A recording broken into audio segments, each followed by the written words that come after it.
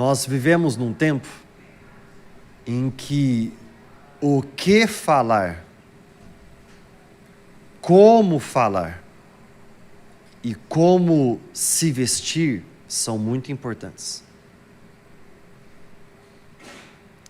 Nós estamos num tempo em que estratégias e mais estratégias de marketing são traçadas para que você possa ter mais alcance.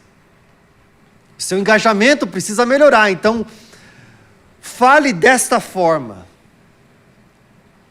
Dilua um pouco mais a mensagem desta forma, para que todo mundo possa acompanhar e chegar. Os seus seguidores estão diminuindo, então fale um pouco esses assuntos, ou acabe cedendo um pouco nessas outras questões para que você possa ter mais seguidores e a sua fama aumente cada vez mais. Nós vemos isso dentro da igreja. Estratégias, seeker-sensitive churches, são igrejas direcionadas a uma plataforma, uma forma de pensar que todos os sentidos são importantes. E aí o jeito que você fala, a forma que você apresenta, você pode atrair mais seguidores, ou talvez a forma que você fala pode distanciar os seguidores. Um tempo atrás, eu ouvi várias pessoas chegando para mim, momentos diferentes, talvez querendo ajudar. Pastor, eu acho que nos nossos cultos nós não precisamos ter muita oração, tem muito tempo de oração, eu acho que a gente pode já ir direto, eu acho que nosso louvor está muito longo, vamos fazer um louvor de 14 minutos e 30 segundos. Eu acho que a palavra, ela para cativar a atenção das pessoas tem que ser no máximo 20 minutos. E nós pensamos em estratégias de como ter mais pessoas, como ter mais seguidores. Existe um homem nas Escrituras, aquele a quem nós adoramos, que parece que não entendia ou não queria entender nenhum desses nossos pensamentos. O seu nome é Jesus. Jesus, ele não tinha a preocupação que talvez nós temos em como ter mais seguidores. Jesus, ele tinha muito mais preocupação com o conteúdo, com a clareza e com a obrigação do coração dele de não se deturpar nem para a direita nem para a esquerda, mas apresentar claramente o que Deus Pai falava a ele, que ele somente dizia direto. Hoje, o meu objetivo nos próximos minutos é falar com vocês sobre o que é de fato seguir a Jesus. Nós vivemos num tempo em que nós achamos que seguir a Jesus é um dia você chegar ao culto e você sentir a presença dele, e você admitir que você é pecador, você fazer uma oração, você colocar na sua Bíblia a data em que você fez isso, preencher um cartão na igreja, e de repente agora você faz parte do corpo de Cristo e volte a viver a sua vida, para que Jesus ele possa fazer tudo aquilo que você quer que ele faça. Jesus, melhore a minha família, melhore minhas finanças, melhore o meu look, melhore minha forma de pensar, melhore tudo em mim. Jesus, eu quero que você seja agora como um boost, como apenas um elemento extra na minha vida para gerar um pouco mais de aquilo que eu quero que o Senhor faça. Hoje eu quero falar com vocês o que é de fato e como é de fato seguir a Jesus. Jesus, ele não se preocupava com estratégias de moda ou de forma. Jesus, ele se preocupava com a sua essência. A passagem que nós vamos ler hoje, ela tem um título, e a partir deste título dessa passagem, que me veio o título dessa mensagem. Abra sua Bíblia comigo, em Lucas, capítulo 9, versículo 57, e você vai ver que no título da passagem, na sua Bíblia, se você abrir sua Bíblia, eu quero te encorajar a você abrir a sua Bíblia.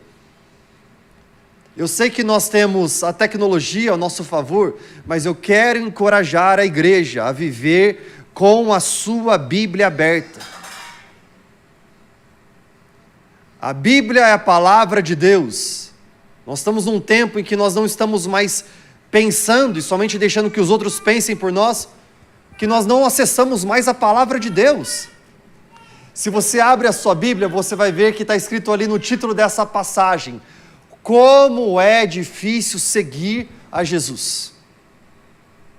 No título da minha Bíblia, que está na versão NVI, no versículo 57, antes está escrito assim: como é difícil seguir a Jesus. Vamos entender uma coisa antes de eu continuar, só para você entender o contexto do que está acontecendo aqui. Neste mesmo capítulo 9, Lucas, ele fala para nós que Jesus multiplicou os pães e os peixes. Uau! A fama de Jesus cresce absurdamente. É exatamente neste capítulo que Jesus, ele tem uma experiência, e no monte da transfiguração, os homens olham para ele e veem tanta luz, tanta presença de Deus, glória de Deus, que falam: ele só pode ser o Filho do Deus Altíssimo. A fama de Jesus cresce. Jesus, ele liberta um menino endemoniado. Jesus, ele fala sobre quem é o maior no reino de Deus. Aí ele chega no versículo 57, onde todo mundo esperava. Tudo bem, Jesus, no ápice de uma estratégia de marketing, chegou o momento de nós agregarmos mais e mais pessoas a nós. De repente, Jesus vem com esta experiência. Versículo 57. Quando andavam pelo caminho, um homem disse a Jesus: eu te seguirei para onde quer que fores. Começamos bem.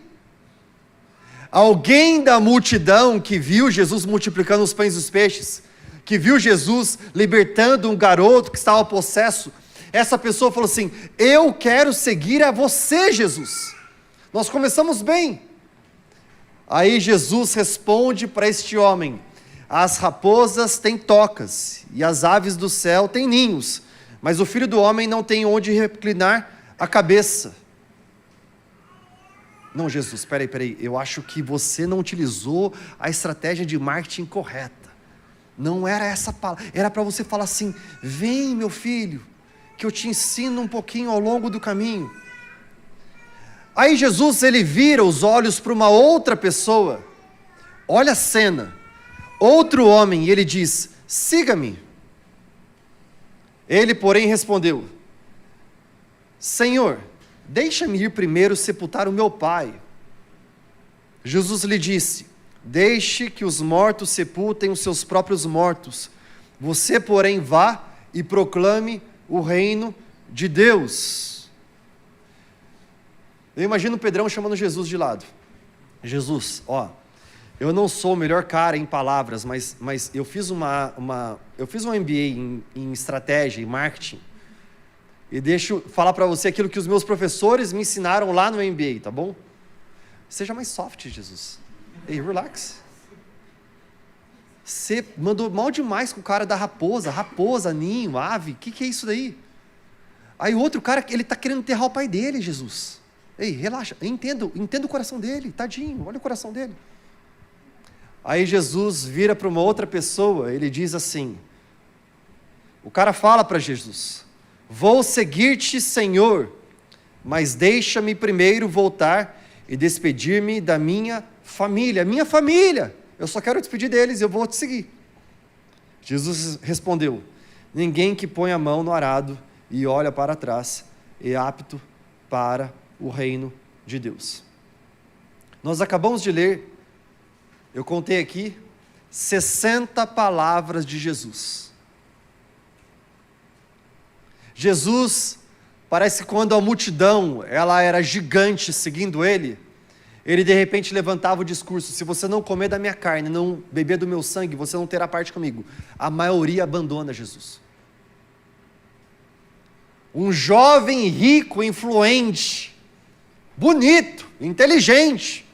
Jesus, eu já memorizei todos os mandamentos, mas eu quero saber o que eu devo fazer para ter o reino dos céus. Eu quero te seguir, me fala. Ele olha para o homem ele não tem uma estratégia soft. Ele não tem algumas palavras para falar assim, viu, vem aqui aos pouquinhos e eu vou te ensinando. Ele fala assim, viu, pega tudo que você tem, venda, dê aos pobres e me siga. Parece que Jesus, ele tem muita clareza para dizer como é difícil seguir a Ele.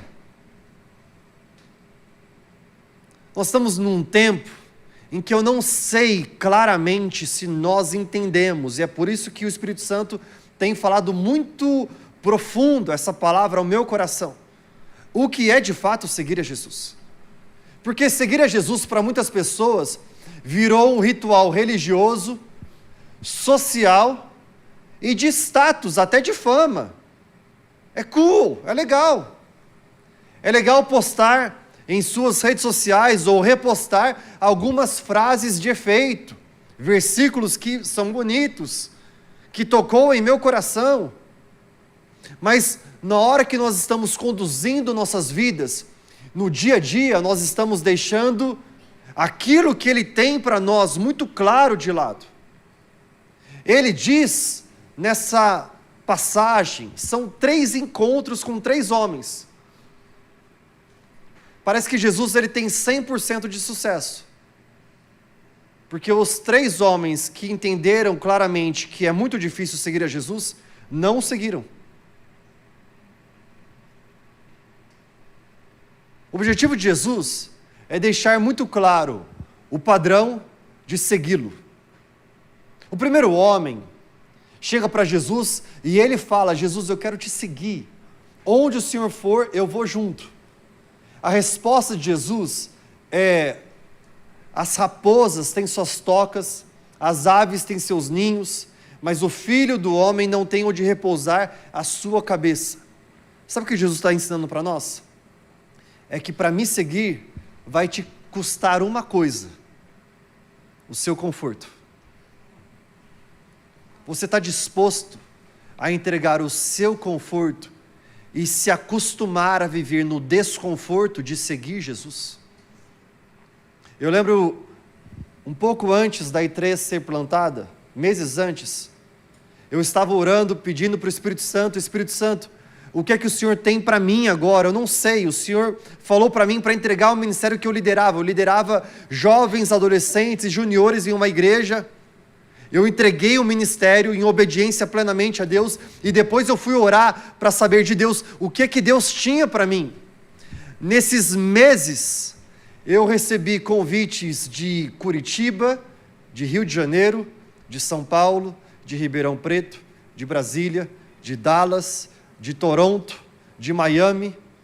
Eu recebi convites de várias igrejas, cidades diferentes. Uma vez uma pessoa falou para mim, falou assim, pastor, mas você disse o que para Deus quando Deus apresentou todos esses convites? Eu falei, para todos eles, eu falei sim. Não, mas alguns é mudança de país. Eu falei sim. Só que Deus não quis nenhum deles, porque os convites eram dos homens, mas não eram do Espírito Santo. Mas eu falei sim. Mas pastor, como assim você disse sim? Você não pensou na educação do seu filho? Você não pensou em onde é que está a sua casa? Onde estão os seus bens? O seu planejamento de vida? Eu falei, pois é. Seguir a Jesus significa eu encontrar conforto em somente obedecê-lo e ir para onde Ele falar para eu ir. Seguir a Jesus não é você admitir que você é pecador, confessar Ele como seu Senhor e Salvador, escrever na sua Bíblia, escrever um cartão, entregar para o time de recepção e voltar com a sua vida e achando que Ele deve te seguir. Seguir a Jesus significa você largar tudo. Jesus falou para Pedro, entregue, largue tudo. Ele deixou as redes e ele passou a seguir Jesus. Ele chama Mateus, coletor de impostos, ele tinha um cargo público, ele entregou o cargo dele e falou, eu vou te seguir. Significa encontrar conforto no desconforto de somente segui-lo, porque o único lugar de conforto é a presença dele. Alguém que já viu o filme Em Busca da Felicidade, que o Will Smith, ele representa Chris Gardner nesse filme? É um filme bonito, um filme que fala uma história verídica deste homem chamado Chris Gardner. Anos atrás eu assisti esse filme. E esse filme ele mostra que Chris, ele passa por muitas dificuldades na sua vida profissional. A sua esposa o larga, de repente ele está com o seu filhinho ele caminha com Chris o dia todo, tentando vender aquelas máquinas meio loucas que ele tem para vender. Mas tem uma cena que me impressiona muito nesse filme. Existe uma cena em que ele não tem dinheiro, ele não tem onde morar, ele não tem mais o que fazer frente àquela situação da carreira profissional, da vida profissional dele, que está indo de mal a pior, mas o seu filho está o tempo todo com ele ao seu lado, dando risada, brincando, ao lado do papai, seguindo o papai. E nessa cena específica, eles estão buscando um abrigo para passar a noite. Aqueles abrigos norte-americanos, tem aqui no Brasil também, onde os homens sem teto, eles vão para somente dormir aquela noite. Ele está procurando um abrigo, ele encontra os abrigos fechados. Ele está com seu filhinho, é uma noite de frio. Frio nos Estados Unidos é muito, muito frio. Ele entra numa estação de metrô, ele encontra um banheiro de metrô nos Estados Unidos. É uma das coisas mais sujas que tem. Ele fecha a porta, ele tranca a porta, que não tranca, mas ele vai trancar então, segurando o seu pé naquela porta. O seu filho, ele encosta no seu peito, e ele dorme roncando, descansando. O que me impressionou nessa cena, foi que o filhinho de Chris, ensina para mim e para você, que o maior lugar de conforto, não está em carros, em casas, em profissão, em carreira, em viagens, mas está recostando no peito do pai, porque ele sabe que se o pai está com ele, ele está seguro. Eu e você precisamos entender que seguir a Jesus vai te custar o conforto desta vida. Jesus ele deixa bem claro: eu te seguirei, Jesus, para onde você for. Você está disposto a viver uma vida em que você entrega o seu conforto, você abre mão por mim? Nós cantamos: eu vou construir minha vida em ti, tu és o meu fundamento. Enquanto nós cantávamos, o Espírito Santo dizia para mim: essas são palavras que saem da boca, ou que eles de fato estão vivendo em seus corações? Porque nós muitas vezes cantamos em canções ao longo de nossos cultos, e em poucos minutos, depois nós vivemos nossas vidas: Jesus, o Senhor precisa se adaptar aos meus planos. O que me vem, o segundo custo de seguir a Jesus. Quando este homem chega para Jesus, Jesus fala para ele: ei, me siga. Aí segundo homem, fala para ele: deixa só eu sepultar o meu pai. A resposta de Jesus para ele foi muito clara: deixe que os mortos sepultem os seus próprios mortos. Você, porém, vai e proclame o reino de Deus. O que acontece é que na cultura judaica, este homem que chega para Jesus e fala para Jesus: Jesus, eu amei tudo que você falou, eu quero viver o que o Senhor está falando, eu quero te seguir, mas vamos fazer o seguinte: deixa eu sepultar o meu pai antes. Significa, o meu pai, ele está vivo ainda, ele tem uma herança para mim, ele tem os planos dele para mim. Talvez ele quer que eu seja um médico, um advogado, ele tem uma herança para a minha vida.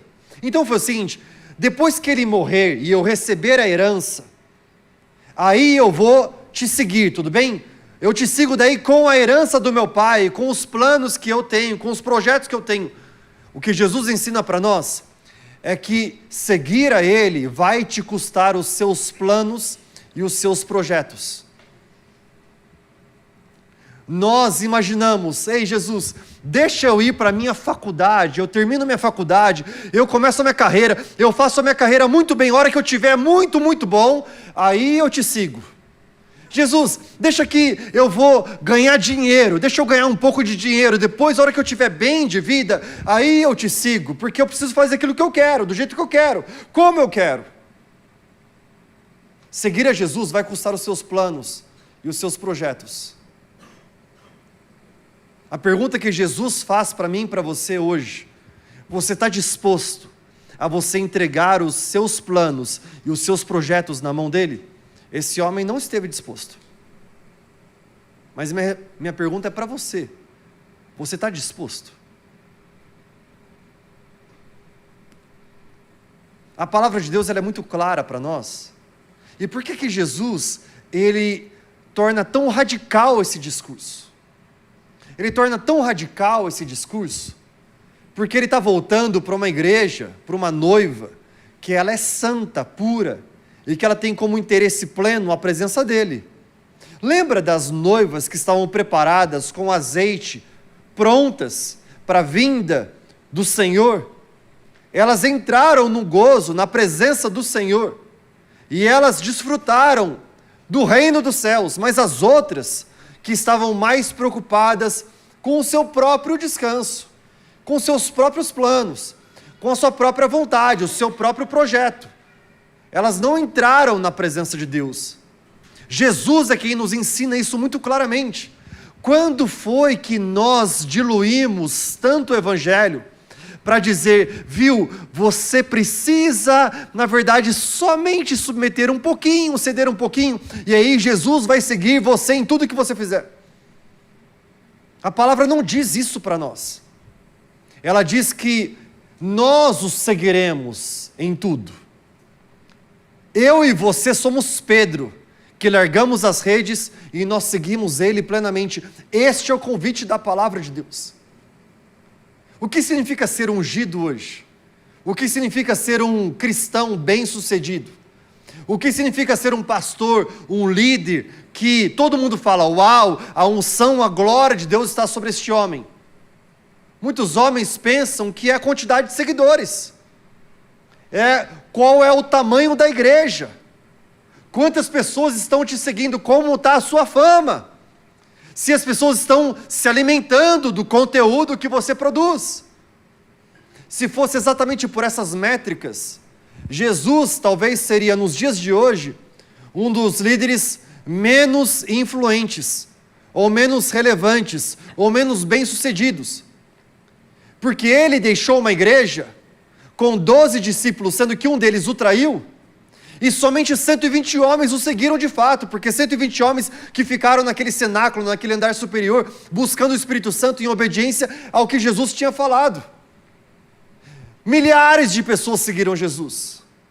Foram milhares que tiveram acesso aos seus milagres, curas, prodígios, sinais. Foram milhares e milhares e milhares e milhares. Mas foram poucos que de fato o seguiram. O que Jesus ensina para nós é que seguir a Jesus te custa não apenas o seu conforto, mas os seus planos e os seus projetos. Será que você está disposto a entregar os seus planos e projetos a Deus? Mas entregar de tal forma que você fala assim, tudo o que eu tenho é teu. Planos e projetos, de você falar assim, eu lembro que a tua palavra diz, o homem pode fazer planos, mas a última palavra vem do Senhor, e eu quero viver com base na última palavra, não em minha palavra. Porque é fácil nós falarmos esse versículo, nós falamos e deixamos de lado. Sabe uma das coisas mais deixadas de lado, mais subvalorizadas nos dias de hoje? Sabe o que é? A palavra. A nossa palavra. A sua palavra. Você fala uma coisa um dia, no outro dia você não sustenta. Nós falamos que nós vamos fazer algo no dia seguinte, então, mas é que eu falei que eu ia entrar na dieta, mas daí veio uma tentação e daí eu caí na tentação. Você falou que iria ligar, mas daí você não ligou, e daí você falou assim, quer saber, agora eu não vou ligar mais. Daí você viu a pessoa 3 semanas depois, você viu ela várias vezes e você não falou nada sobre isso. Nós não estamos mais valorizando o poder da nossa palavra. Antigamente, homens eram conhecidos como homens de palavra. No fio do bigode, eles traçavam os seus objetivos. A sua palavra sustentava. Isso é o que eu acredito. Você falava antigamente com o homem sobre um compromisso comercial, ele falava sim, ele cumpria sim, do começo ao fim. O que Deus fala para nós é para nós não sermos aqueles que dizem palavras jogadas ao vento, mas entendam qual é o poder da palavra. A minha e a sua palavra deve sustentar. Se eu sustento a minha palavra, Deus, eu entrego em tuas mãos os meus planos, os meus projetos. Está em tuas mãos. Seguir Jesus, de fato seguir Jesus, te custa seu conforto, seus planos e seus projetos. E nós temos Alexa, Siri, querendo entrar no culto conosco. Seguir Jesus te custa não apenas o seu conforto, os seus planos e os seus projetos. Mas esse terceiro encontro, eu estava perguntando para o Espírito Santo, por que Jesus respondeu assim para este homem? Olha o que acontece no terceiro encontro. O homem fala, eu vou te seguir, mas deixa-me primeiro voltar e despedir-me da minha família. Jesus respondeu para ele, ninguém que põe a mão no arado e olha para trás é apto para o reino de Deus. Ele está dizendo, coloque a mão no arado. Você começa a servir. Eu amei que nós anunciamos hoje 3 Hub, é só agora que eu vejo conexão do Espírito Santo com isto. Nós servimos no reino de Deus. Deus não nos chamou para sermos observadores, Deus nos chamou todos nós para sermos servos. Você não vê em nenhum lugar da palavra de Deus, ei, eu chamei você para você ser alguém que participa de uma igreja. E daí você vai chegar no reino dos céus, vai chegar lá no céu, você vai chegar no céu, e aí Deus vai falar assim, que legal que você está aqui, você participava da I3, não é? Muito legal, show de bola, entra aí. Tem sua carteirinha também da igreja ou não? O que nós vamos ouvir no céu é um substantivo com 2 adjetivos, ou um substantivo com 2 adjetivos ruins. Primeiro, servo, bom, fiel. Ou então, aquele que não era servo, mau e negligente. O que Jesus está falando, quem me segue, põe a mão no arado e não fica olhando para trás. Isso te custa. Quando ele fala sobre família, ele não está dizendo para você abandonar a sua família, embora em outros momentos Jesus fala sobre nós deixarmos pai, mãe, irmãos, tudo, casas, somente para segui-lo, porque ainda nesta terra nós teremos 100 vezes mais pais, mães, irmãos, casas. Eu creio que é a família de Cristo, o reino de Deus. Mas o que ele está dizendo para nós, ele está falando assim, se você põe a mão no arado, ou seja, no serviço, se você quer me seguir, se você quer andar comigo, você colocou a mão no instrumento, ou seja, naquilo que Deus colocou para você, o instrumento para você o adorá-lo.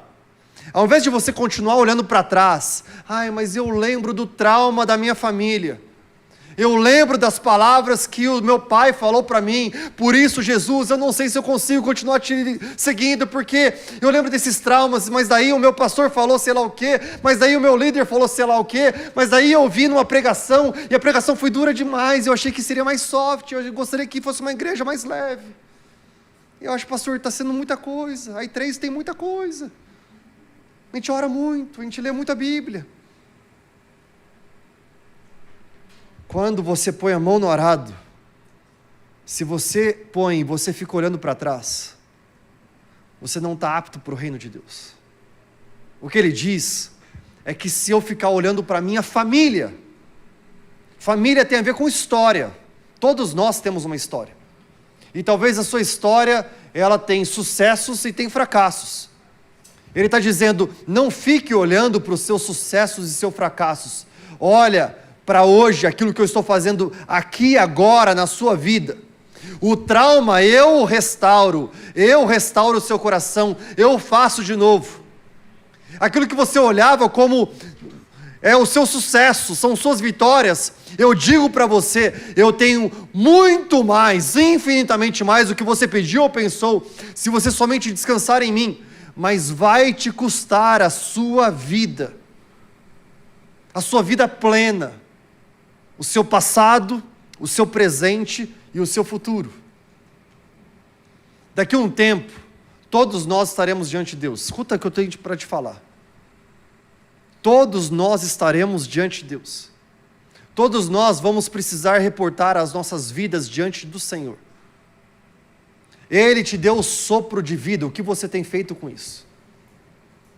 Ele te deu o dia para você adorá-lo, o que você tem feito com isso? Ele te deu a família para você evangelizar, o que você tem feito com a sua família? Ele te deu uma esposa para você profetizar sobre ela, o que você tem feito com isso? Ele te deu uma carreira, um trabalho, para que lá seja adoração sua a Ele, e mais pessoas conheçam do amor de Deus, por causa da sua vida no seu trabalho, o que você tem feito com isso? Quando nós estivermos diante do Senhor, não dá para nós chegarmos diante de Deus, então Deus, eu não fiz nada porque eu estava numa bad, sabe Deus? Porque eu estava muito mal, porque, então Deus, na verdade, eu fiquei decepcionado com a minha liderança religiosa. É o meu líder na igreja, o problema é ele, que ele nunca me ligou, ele nunca me chamou, ele nunca falou nada para mim. O que ele está dizendo é que quando nós chegarmos diante dele, todos nós vamos precisar prestar contas de todos os nossos dias diante dele. Só que eu vou precisar prestar contas da minha vida e do rebanho que ele me confiou. E se eu chegar no céu e Deus falar assim para mim, você nunca pregou para eles que custa a eles tudo me seguir. Você diluiu a mensagem de tal forma que você enganou eles. Sabe o que a palavra fala sobre falsos profetas, enganadores? Ai deles. Seria melhor eles pegarem uma corda, amarrar numa pedra e jogar a pedra lá no fundo do mar, do que se deparar com a presença de Deus. Como é difícil seguir Jesus. Eu tenho uma pergunta para fazer para você hoje. Diante da compreensão, o custo, conforto, planos e projetos, e o compromisso, a sua vida, qual é a sua decisão? Será que você pode ficar de pé, por gentileza?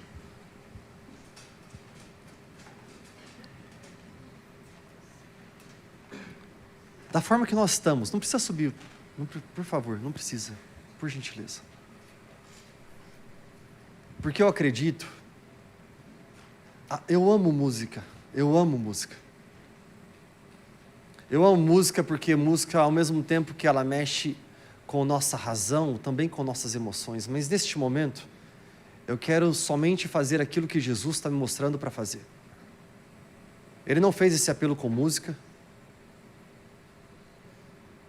Eu acredito que Paulo ensina para nós que o que agrada o coração de Deus é o nosso culto racional. e como você está aqui agora. Eu quero te encorajar a você fechar os seus olhos onde você está. Eu quero te encorajar a você sondar o seu coração e você perguntar a você mesmo o quão claramente você tem entendido o custo e o compromisso de seguir a Jesus. Com seus olhos fechados, onde você está? Sonda o seu coração. Eu estou disposto a entregar a Jesus o meu conforto e viver no conforto somente da presença dEle? Eu estou disposto a entregar os meus planos e projetos a Ele? Eu estou disposto a entregar a minha vida a Ele? Como você está aí agora, com seus olhos fechados? Se a sua resposta é, eu quero entregar tudo, somente para seguir a Jesus, eu quero te encorajar a você sair do seu lugar, peça licença a quem está à sua direita, à sua esquerda, e venha aqui à frente e se ajoelhe no altar, eu quero orar com você.